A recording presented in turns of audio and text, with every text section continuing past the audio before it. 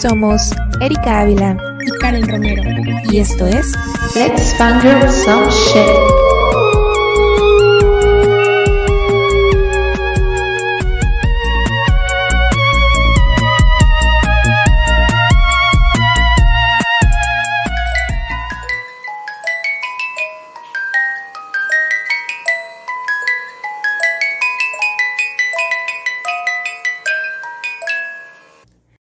Hola a todos, bienvenidos a nuestro podcast.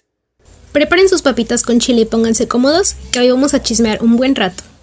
Ya es Halloween, la temporada esperada del año o una de las más esperadas para muchas personas. Llegó, ya está aquí y en nuestro podcast nosotras queríamos hacer un gran especial por esta temporada halloweenesca. Entonces el día de hoy tendremos el tercer capítulo, el último capítulo de nuestro especial Fangirlween.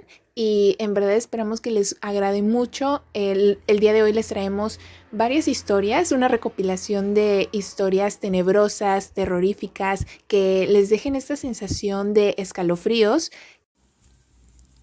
Justamente como dijo Erika, este es el último episodio de nuestro especial Fangirlween. Y no solamente eso, sino que es también el más especial, ya que quisimos traerles un formato totalmente diferente al que hemos estado utilizando en los últimos episodios. Y esperamos les gusten, les agraden y se espanten un poco.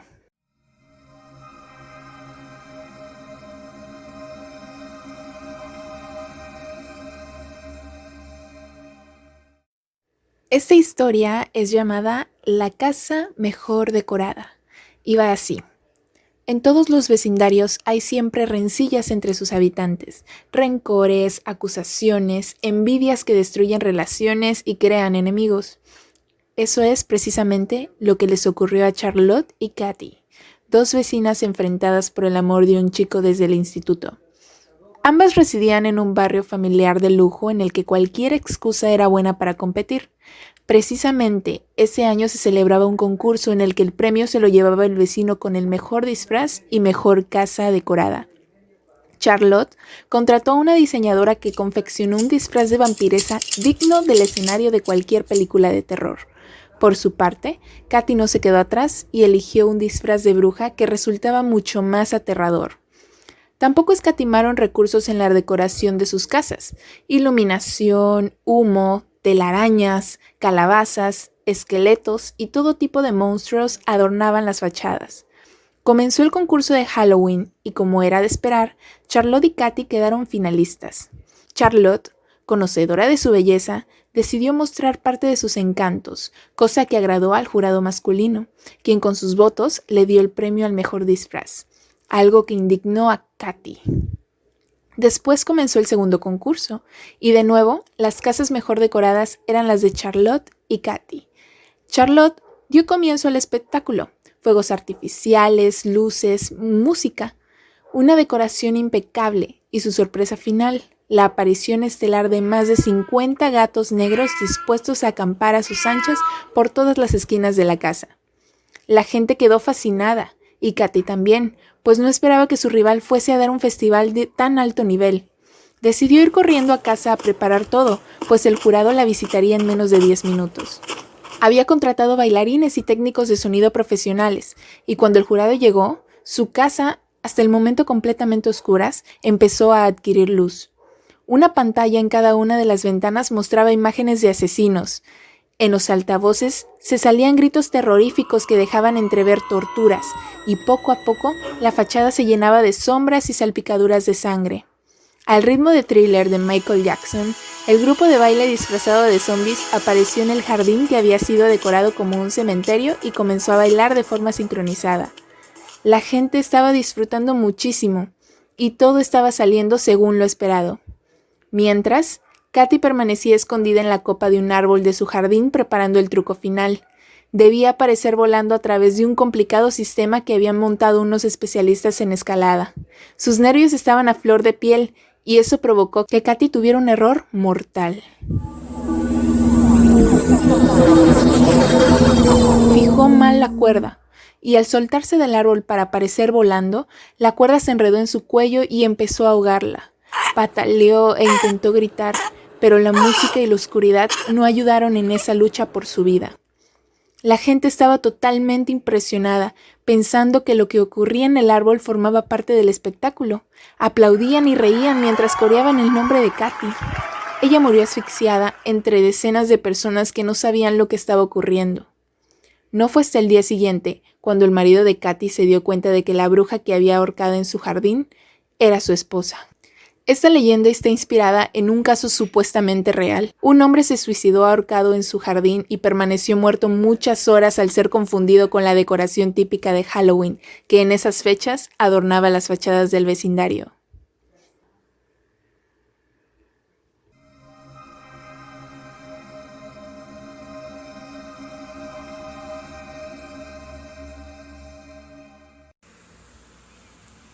Este relato, seguro que muchos de ustedes ya lo conocen, y los que no, han escuchado hablar de él al menos en alguna ocasión.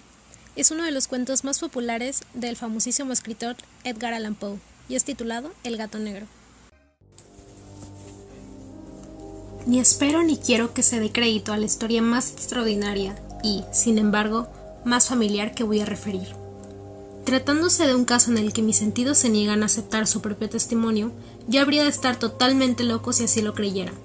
No obstante, no estoy loco, y con toda seguridad, no sueño. Pero mañana puedo morir y quisiera aliviar hoy mi espíritu. Mi inmediato deseo es mostrar al mundo clara, concretamente y sin comentarios, una serie de simples acontecimientos domésticos que, por sus consecuencias, me han aterrorizado, torturado y anonadado. A pesar de todo, no trataré de esclarecerlos. A mí casi no me han producido otro sentimiento que el de horror, pero a muchas personas les parecerán menos terribles que barroques. Tal vez más tarde haya una inteligencia que reduzca mi fantasma al estado del lugar común. Alguna inteligencia más serena, más lógica y mucho menos excitable que la mía. Encontrará tan solo en las circunstancias que relato con terror una serie normal de causas y de efectos naturalísimos. La docilidad y humanidad de mi carácter sorprendieron desde mi infancia. Tan notable era la ternura de mi corazón que había hecho de mí el juguete de mis amigos. Sentía una auténtica pasión por los animales, y mis padres me permitieron poseer gran variedad de favoritos. Casi todo el tiempo la pasaba con ellos, y nunca me consideraba tan feliz como cuando les daba de comer o les acariciaba. Con los años aumentó esta particularidad de mi carácter, y cuando fui hombre hice de ella una de mis principales fuentes de goce. Aquellos que han profesado afecto a un perro fiel y sagaz no requieren la explicación de la naturaleza o intensidad de los goces que eso puede producir. En el amor desinteresado de un animal, en el sacrificio de sí mismo, hay algo que llega directamente al corazón, del que con frecuencia ha tenido ocasión de comprobar la amistad mezquina y la frágil fidelidad de un hombre natural. Me casé joven. Tuve la suerte de descubrir en mi mujer una disposición semejante a la mía. Habiéndose dado cuenta de mi gusto por estos favoritos domésticos, no perdió ocasión alguna de proporcionármelos de la especie más agradable. Tuvimos pájaros, un pez de color de oro, un magnífico perro, conejos, un mono pequeño y un gato. Era este último animal muy fuerte y bello, completamente negro y de una sagacidad maravillosa. Mi mujer, que era en el fondo algo supersticiosa, hablando de su inteligencia, aludía frecuentemente a la antigua creencia popular que consideraba a todos los gatos negros como brujas disimuladas. No quiere esto decir que hablara siempre en serio sobre este particular, y lo consigno sencillamente porque lo recuerdo. Plutón, se llamaba así el gato, era mi predilecto amigo. Solo yo le daba de comer, y a donde quiera que fuese me seguía por la casa. Incluso me costaba trabajo impedirle que me siguiera por la calle. Nuestra amistad subsistió así algunos años, durante los cuales mi carácter y mi temperamento, me sonroja confesarlo, por causa del demonio de la intemperencia, sufrió una alteración radicalmente funesta. De día en día me hice más taciturno, más irritable, más indiferente a los sentimientos ajenos. Empleé con mi mujer un lenguaje brutal, y con el tiempo la afligí, incluso con violencias personales. Naturalmente, mi pobre favorito debió de notar el cambio en mi carácter. No solamente no les hacía caso alguno, sino que los maltrataba. Sin embargo, por lo que se refiere a Plutón, aún despertaba en mí la consideración suficiente para no pegarle. En cambio, no sentía ningún escrúpulo en maltratar a los conejos, al mono e incluso al perro, cuando, por casualidad o afecto, se cruzaban en mi camino. Pero iba secuestrándome mi mal, porque ¿qué mal admite una comparación con el alcohol? Andando el tiempo, el mismo Plutón, que envejecía y naturalmente se hacía un poco huraño, comenzó a conocer los efectos de mi perverso carácter. Una noche, en ocasión de regresar a casa completamente ebrio, de vuelta de uno de mis frecuentes escondrijos del barrio, me pareció que el gato evitaba mi presencia. Lo cogí, pero él, horrorizado por mi violenta actitud, me hizo en la mano con los dientes una leve herida. De mí se apoderó repentinamente un furor demoníaco. En aquel instante dejé de conocerme. Pareció como si, de pronto, mi alma original hubiese abandonado mi cuerpo, y una ruinidad superdemoníaca, suturada de ginebra, se filtró en cada una de las fibras de mi ser. Del bolsillo de mi chaleco saqué un cortaplumas. Lo abrí, cogí al animal por la garganta y deliberadamente le vacié un ojo. Me cubre el rubor, me abraza, me estremezco al escribir esta abominable atrocidad. Cuando, al amanecer, hube recuperado la razón, cuando se hubieron disipado los vapores de mi crápula nocturna, experimenté un sentimiento mitad horror, mitad remordimiento por el crimen que había cometido. Pero todo lo demás era un débil y equívoco sentimiento, y el alma no sufrió sus acometidas. Volví a sumirme en los excesos, y no tardé en ahogar en el vino todo recuerdo de mi acción. Curó entre tanto el gato lentamente.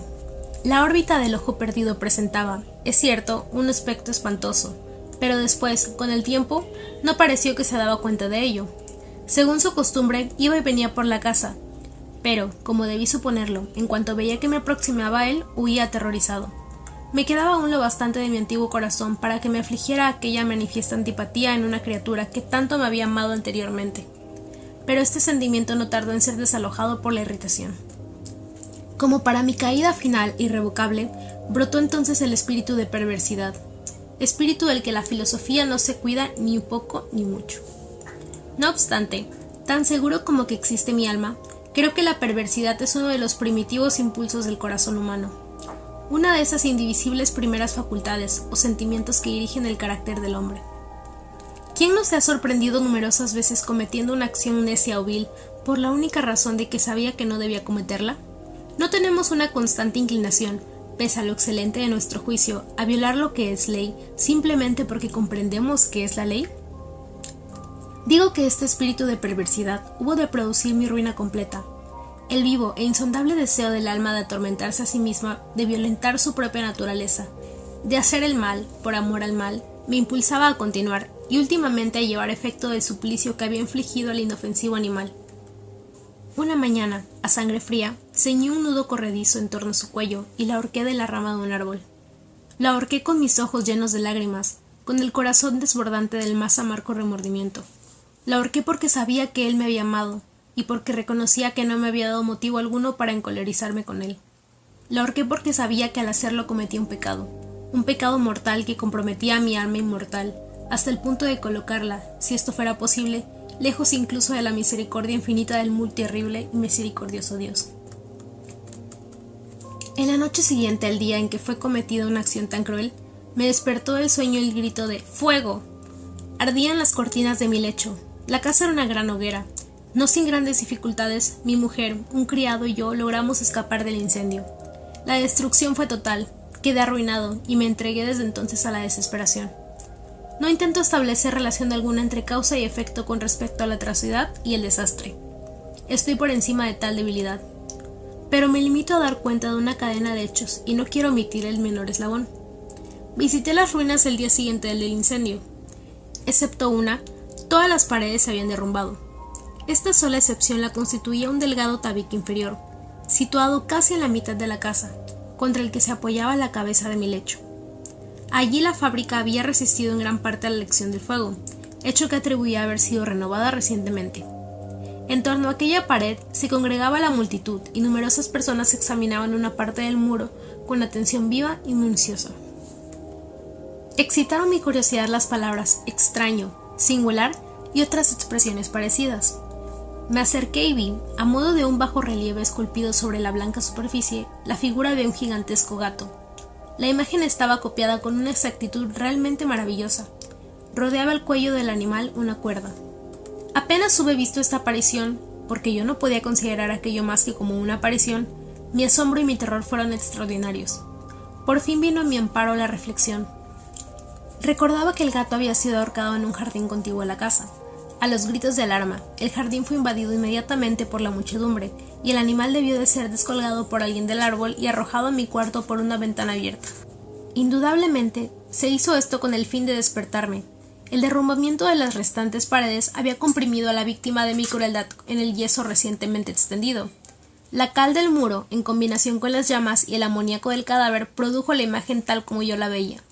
Aunque prontamente satisfice así mi razón, ya que no por completo mi conciencia, no dejó, sin embargo, de grabar en mi imaginación una huella profunda del sorprendente caso que acabo de dar cuenta. Durante algunos meses no pude liberarme del fantasma del gato, y en todo este tiempo nació en mi alma una especie de sentimiento que se parecía, aunque no lo era, al remordimiento. Llegué incluso a lamentar la pérdida del animal y a buscar en torno mío, en los miserables tugurios que a la sazón frecuentaba, mi otro favorito de la misma especie y de facciones parecidas que pudiera sustituirle. Hallábame sentado una noche, medio aturdido, en un bodegón infame, cuando atrajo repentinamente mi atención un objeto negro, que yacía en lo alto de uno de los inmensos barriles de ginebra o ron que componían el mobiliario más importante de la sala. Hacía ya algunos momentos me miraba a lo alto del túnel, y me sorprendió no haber advertido el objeto colocado encima. Me acerqué a él y lo toqué. Era un gato negro, enorme, tan corpulento como Plutón, al que se parecía en todo menos en un pormenor. Plutón no tenía un solo pelo blanco en todo el cuerpo, pero este tenía una señal ancha y blanca, aunque de forma indefinida, que le cubría casi toda la región del pecho. Apenas puse en él mi mano, se levantó repentinamente, ronroneando con fuerza, se restregó contra mi mano y pareció contento de mi atención. Era, pues, el animal que yo buscaba. Me apresuró a proponer al dueño su adquisición, pero este no tuvo interés alguno por el animal, ni le conocía ni le había visto hasta entonces. Continuó acariciándole, y cuando me disponía a regresar a mi casa, el animal se mostró dispuesto a seguirme. Se lo permití, e inclinándome de cuanto en cuanto, caminamos hacia mi casa acariciándole. Cuando llegó a ella se encontró como si fuera la suya, y se convirtió rápidamente en el mejor amigo de mi mujer. Por mi parte, no tardó en formarse en mí una antipatía hacia él. Era, pues, precisamente lo contrario de lo que yo había esperado. No sé cómo ni por qué sucedió esto, pero su evidente ternura me enojaba y casi me fatigaba.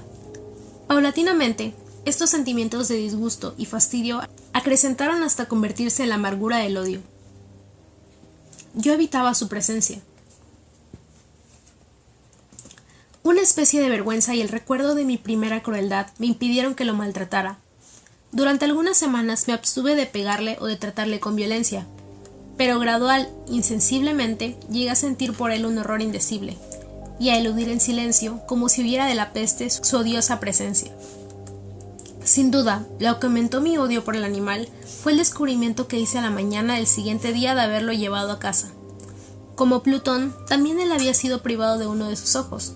Sin embargo, esta circunstancia contribuyó a hacerle más grato a mi mujer, que, como he dicho ya, poseía grandemente la ternura de sentimientos que fue en otro tiempo mi rasgo característico y el frecuente manantial de mis placeres más sencillos y puros. Sin embargo, el cariño que el gato me demostraba parecía crecer en razón directa de mi odio hacia él. Con una tenacidad imposible de hacer comprender al lector, seguía constantemente mis pasos. En cuanto me sentaba, acurrucábase bajo mi silla o saltaba sobre mis rodillas, cubriéndome con sus caricias espantosas. Si me levantaba para andar, metíase entre mis piernas y casi me derribaba, o bien, clavando sus largas y agudas garras en mi ropa, trepaba por ellas hasta mi pecho. En esos instantes, aun cuando hubiera querido matarle de un golpe, me lo impedía en parte el recuerdo de mi primer crimen. Pero, sobre todo, me apresuro a confesarlo, el verdadero terror del animal. Este terror no era positivamente el de un mal físico, y, no obstante, me sería muy difícil definirlo de otro modo. Casi me avergüenza confesarlo. Aún en esta celda de malhechor, casi me avergüenza confesar que el horror y el pánico que me inspiraba el animal habíanse acrecentado a causa de una de las fantasías más perfectas que es posible imaginar. Mi mujer, no pocas veces, había llamado mi atención con respecto al carácter de la mancha blanca de que he hablado y que constituía la única diferencia perceptible entre el animal extraño y aquel que había matado yo. Recordará, sin duda, el lector que esta señal, aunque grande, tuvo primitivamente una forma indefinida, pero lenta, gradualmente, por fases imperceptibles, y que mi razón se esforzó durante largo tiempo en considerar como imaginario, había concluido adquiriendo una nitidez rigurosa de contornos. En ese momento era la imagen de un objeto que me hace temblar nombrarlo. Era, sobre todo, lo que me hacía mirarle como a monstruo de horror y repugnancia. Si me hubiera atrevido, me hubiese impulsado a librarme de él. Era ahora, digo, la imagen de una cosa abominable y siniestra, la imagen de la horca. Oh, lúgubre y terrible máquina, máquina de espanto y crimen, de muerte y agonía. Yo era entonces, en verdad, un miserable, más allá de la miseria posible de la humanidad, una bestia bruta, cuyo hermano fue aniquilado por mí con desprecio. Una bestia bruta engendraba en mí, hombre formado a imagen del Altísimo, tan grande e intolerable infortunio. Ni de día ni de noche conocía yo la paz del descanso. Ni un solo instante, durante el día, dejábame el animal. Y de noche, a cada momento, cuando salía de mis sueños lleno de indefinible angustia, era tan solo para sentir el aliento tibio de la cosa sobre mi rostro y su enorme peso, encarnación de una pesadilla que yo no podía separar de mí y que parecía eternamente posada en mi corazón. Bajo tales tormentos sucumbió lo poco que había de bueno en mí. Infames pensamientos convirtiéronse en mis íntimos, los más sombríos, los más infames de todos los pensamientos. La tristeza de mi humor de costumbre se acrecentó hasta hacerme aborrecer a todas las cosas y a la humanidad entera. Mi mujer, sin embargo, no se quejaba nunca. Era mi paño de lágrimas de siempre, la más paciente víctima de las repentinas, frecuentes e indomables expansiones de una furia a la que ciertamente me abandoné desde entonces. Para un quehacer doméstico, me acompañó un día al sótano de un viejo edificio en el que nos obligaron a vivir nuestra pobreza. Por los agudos peldaños de la escalera me seguía el gato y, habiéndome hecho tropezar la cabeza, me exasperó hasta la locura. Apoderándose de una hacha y olvidando en mi furor el espanto por el que había detenido hasta entonces mi mano, dirigí un golpe al animal, que hubiera sido mortal si lo hubiera alcanzado como quería, pero la mano de mi mujer detuvo el golpe. Una rabia más que diabólica me produjo esta intervención. Liberé mi brazo del obstáculo que lo detenía y le hundí a ella el hacha en el cráneo. Mi mujer cayó muerta instantáneamente, sin exhalar siquiera un gemido. Realizado el horrible asesinato, inmediata y resueltamente procuré esconder el cuerpo. Me di cuenta de que no podía hacerlo desaparecer de la casa, ni de día ni de noche, sin correr el riesgo de que se enteraran los vecinos.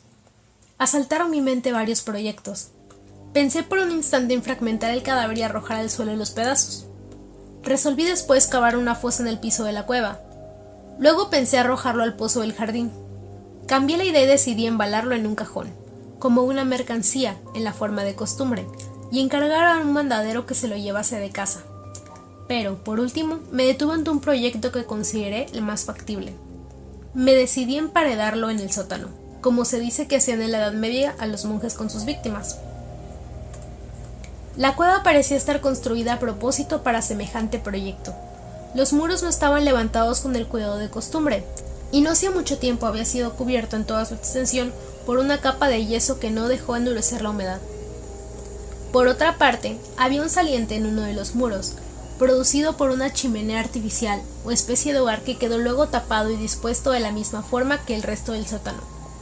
No dudé que me sería fácil quitar los ladrillos de aquel sitio, colocar el cadáver y emparedarlo del mismo modo, de forma que ninguna mirada pudiese descubrir nada sospechoso. No me engañó mi cálculo.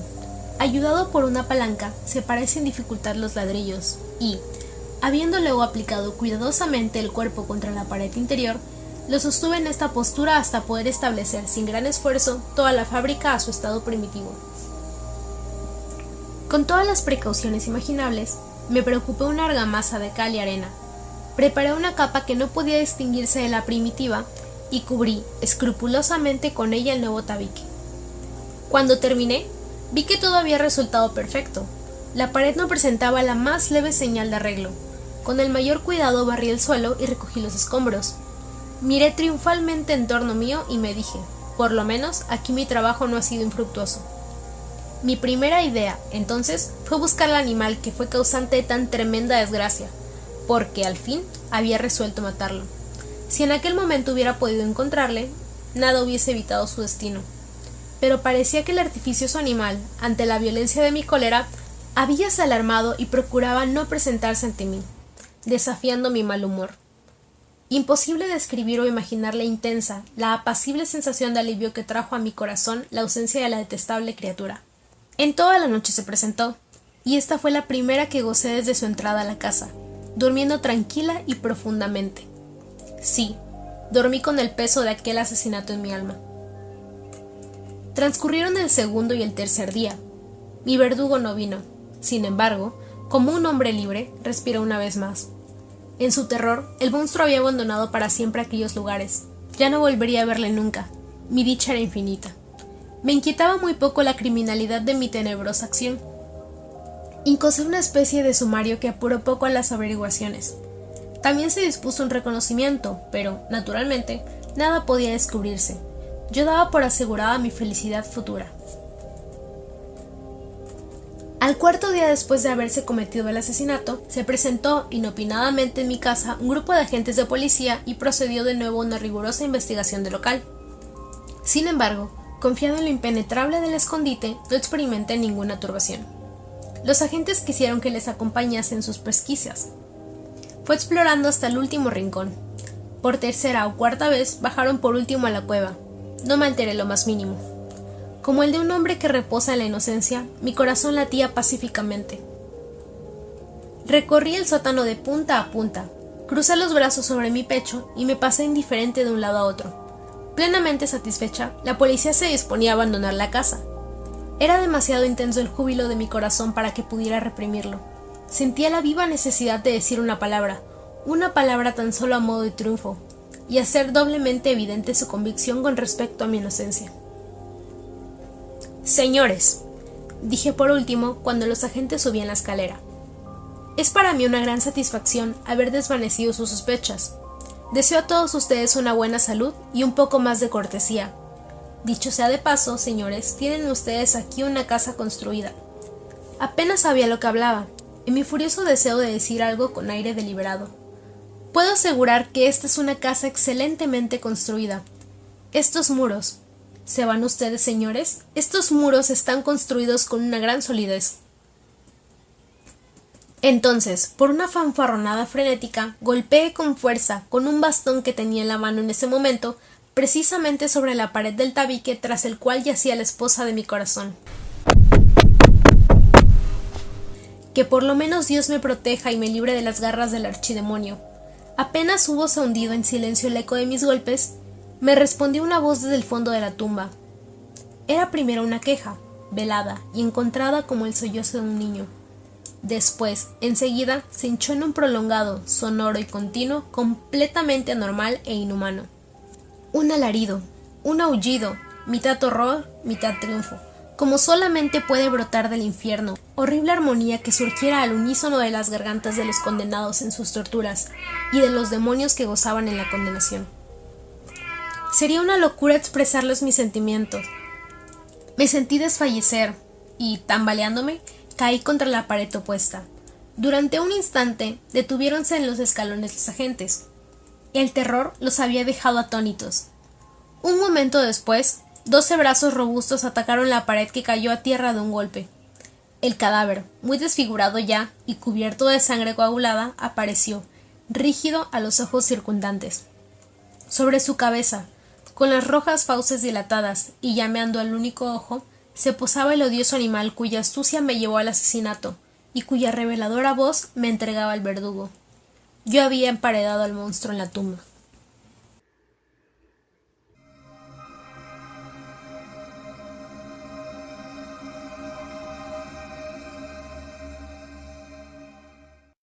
La siguiente historia es llamada No lo leas.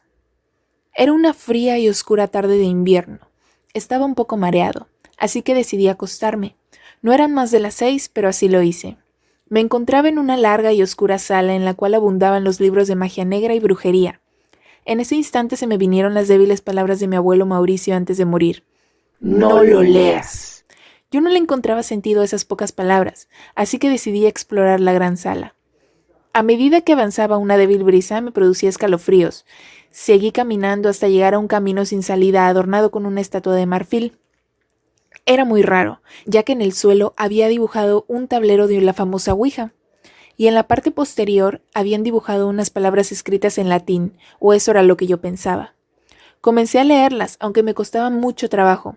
Fue entonces cuando escuchaba unas voces de fondo que me decían: Pedro, despierta. Pedro, ¿quieres despertarte de una vez? De repente, di un sobresalto, y mi madre y yo nos pegamos chocando las cabezas. A ambos nos salió un gran chichón. Decidí ir esa noche a la discoteca para despejarme un poco con mi amiga Carmen, y le conté el extraño sueño. Ella no paraba de reírse. En cambio, yo no le veía la gracia, pues tenía el presentimiento de que algo no muy bueno iba a ocurrir. No paraba de pensar en las dichosas palabras de mi abuelo, así que decidí preguntarle a mi padre la causa del fallecimiento de mi abuelo. Se quedó muy pensativo durante varios segundos, y me dijo que eso ya me lo iría contando con el paso de los años. Pero yo le dije que quería saberlo en ese mismo instante, pues una cosa muy extraña relacionada con sus últimas palabras me estaba ocurriendo. Me preguntó qué era, y de nuevo expliqué mi sueño. Se dio la vuelta sin decirme palabra en el resto de la mañana. Al día siguiente, me enteré de que mi abuela había muerto en un accidente de tráfico cuando se dirigía a mi casa. Fue entonces cuando mi padre me explicó la causa del fallecimiento de mi querido abuelo. Había muerto 12 horas más tarde de hacer la Ouija, pero la causa no se llegó a saber, aunque mi padre me dijo también: No lo leas. Y desde entonces, mi padre piensa que había sido porque él había leído algo que no tenía que haber leído. Yo también lo pensé. Y en ese mismo instante, vi una sombra pasar a mi lado. El miedo me invadió de repente. No podía moverme. Quería seguir la sombra, pero algo en mi interior me decía que no lo hiciera. Me armé de valor y la seguí. Salió de mi casa y me llevó a un lugar en el cual yo nunca había estado. Otra sombra pasó por mi lado, y sentí un gran escalofrío, como en el que sentí en aquel sueño tan extraño. La sombra entró en una casa totalmente deshabitada. Yo tenía más miedo que antes, y sin saber por qué, me desmayé. Mi cabeza pegó un porrazo contra el duro asfalto de la carretera. Hacía mucho frío. Ahí estaba mi abuelo. Corrí hacia él, pero era imposible alcanzarlo. A medida que corría, su cuerpo se alejaba más y más, y solo escuché unas palabras que me dijeron: No te comuniques con mi mundo, es muy peligroso. Ya lo entendía. Todo encajaba. Mi abuelo se encontraba encima de un misterioso tablero que era el de la Ouija, y me quería decir que no jugara con esas cosas. Me encontraba tendido en el jardín de la misma. Todo había sido un sueño, y vi que algo turbio estaba asomado en la ventana de la última planta de la casa. Me armé de valor y decidí entrar. Me encontraba en la famosa sala, y todo estaba ahora lleno de extrañas sombras que se movían con una gran lentitud. Estando ya encima del tablero, donde pude distinguir las extrañas palabras que mi abuelo me dijo que no leyera, pero decidí no echarle cuenta y las leí. Sentía como si mi alma no pudiera con mi cuerpo.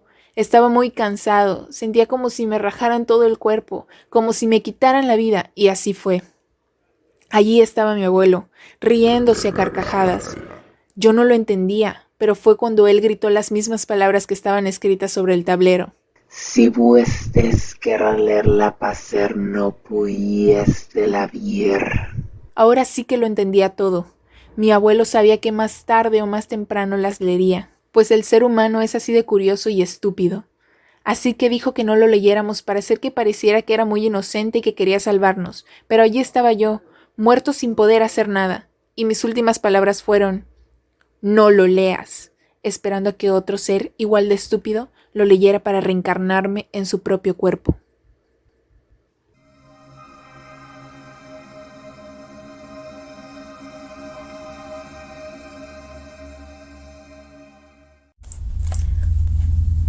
Esta es la historia jamás contada de un cazador, que un día fue al bosque a hacer precisamente eso, cazar. En su travesía, decidió cambiar de rumbo para dar diversidad a su oficio, así que giró su camioneta y la estacionó frente a un bosque desconocido que tenía la fama de ser abundante en presas grandes. Fue con su escopeta afianzada a sus manos, en espera de algún animal descuidado, pero no pudo ver más allá de su nariz, ya que de repente una abundante niebla se apoderó del panorama. Esta resultaba tan espesa y profusa que el cazador no pudo dar con su rumbo de origen, y se adentró en el bosque más de lo que había planeado. Caminó y caminó, frotando sus manos en sus antebrazos, pues la niebla trajo consigo un frío atroz que le caló hasta los tuétanos al pobre cazador, mientras un marcado humo blanco salía de su boca con cada respiración. A su vez, temblando como una hoja, el cazador comenzó a dar gritos desgarradores por la desesperación, ya que sintió que 2 días enteros habían pasado. Sentía hambre, sed, frío y angustia, hasta que, a lo lejos, de repente divisó una pequeña cabaña de madera. Fue corriendo hacia la cabaña y, debido a su desesperación, entró sin siquiera tocar. Todo estaba oscuro, así que como pudo, encontró un pequeño interruptor. Pero cuando se iluminó la única habitación, el horror pasó por sus ojos al ver un conjunto de cuadros con retratos de personas mirándolo fijamente. Unos tenían el rostro completo, pero otros no exactamente. A unos les faltaban los ojos, a otros los dientes, y a otros todo el rostro. Sin embargo, cansado, confuso, aterrorizado y a su vez aliviado por haber encontrado un refugio, sin importar su apariencia, decidió que cualquier agujero sería mejor que aquella tortura despistante, por lo cual sacó una manta y prácticamente se desmayó debido al hambre, sed y la angustia. Sin embargo, pasado el tiempo, el hombre se despertó de repente debido a una luz agobiante pegándole en el rostro, y en ese momento, al ver la manta que había usado frente a él, se dio cuenta de que aquellos cuadros no eran retratos, eran ventanas.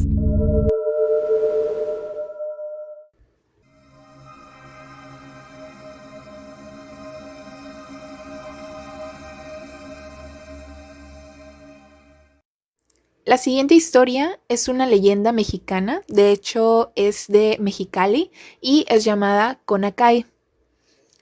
El Conacay es un bar en Mexicali que durante el 2 de noviembre abre sus puertas y alimenta las leyendas del pueblo. Cuenta la leyenda que 3 amigos, el 1 de noviembre, estaban poniéndose de acuerdo para salir en la noche después de haber quedado de verse al día siguiente para ir al panteón. Sin embargo, solo 2 de ellos partieron a un bar, mientras que el otro se fue camino a su casa. Rumbo a su casa, vio el recién abierto Conacay y decidió bajarse y conocerlo. Al entrar, se sentó en la barra y el barman le dijo que estaban cerca de la hora de cierre, por lo que se apresuró a beber un trago, a lo que se acercó una señora a hacerle conversación y le invitó otro trago mientras platicaban. Entre los diálogos, el hombre le compartió a la mujer que visitaría a su madre por el 2 de noviembre al panteón como todos los años, y que ese año no sería la excepción. Con el bar a punto de cerrar, el hombre se fue a su casa, ya que debía estar temprano en el panteón como había acordado con sus amigos. Al día siguiente, ya lo esperaban sus amigos y familiares en el cementerio, y al preguntarle el motivo de su tardanza y desvelo, este les contestó que había ido al bar Conacay, y sus amigos se sorprendieron debido a su desconocimiento del lugar. Para confirmar el hecho, este les indicó la dirección, que es entre la Avenida México y la López Mateos. Ellos le respondieron que ese lugar llevaba varios años cerrado. Luego de la visita al panteón, los 3 amigos se dirigieron a la dirección donde estaba el bar, y el letrero era mucho más pequeño y más dañado del que uno de ellos recordaba. La puerta de entrada estaba abierta, a lo que el hombre decidió entrar. En el lugar solo quedaban ruinas. Quedó desconcertado. Estaban los vasos que había ocupado, así como su dinero. Ahí recordó lo que siempre le dijo su madre. El 2 de noviembre, los muertos visitan a los vivos. Se cuenta en Mexicali que cada día de muertos, el bar abre sus puertas.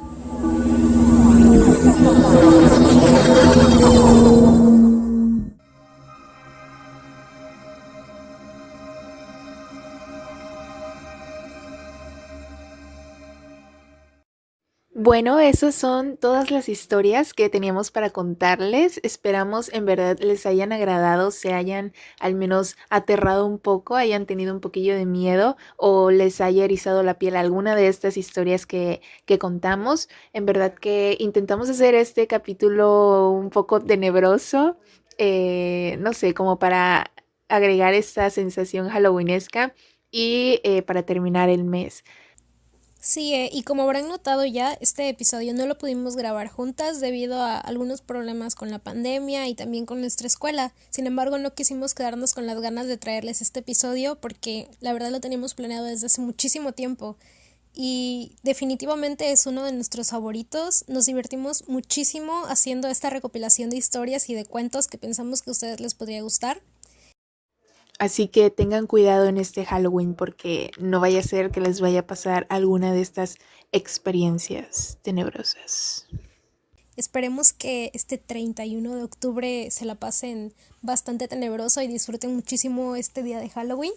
Y, y pues bueno, yo creo que eso sería todo por el episodio de hoy. Muchas gracias por escucharnos y nos vemos en el siguiente capítulo. Bye.